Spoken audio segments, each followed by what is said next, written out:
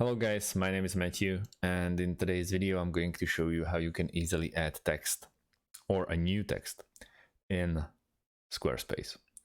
First things first, we want to log in into our account at squarespace.com and it will get us in our workspace.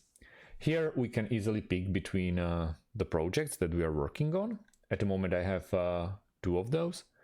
And let's pick the one that I really want to add a new text into. So let's go with the first one and click on Go to Website. It will automatically take you into the editor. And what we want to do, we want to click on Edit on the top side of your screen. And let's add a new section, add a blank section. So here we are. And right now we want to click on Add Block. Here are lots of options that we can pick from, and the very first one is text. So right now we can add a text here. Let's go with okay, you can add a background or not.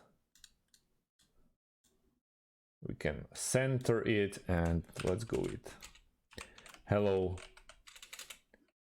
YouTube. We can make it in the center like this. We can make it bigger, bold. We can add bold and also paragraph heading number 4, and we have it hello YouTube. That's how easily you can add a new text in Squarespace.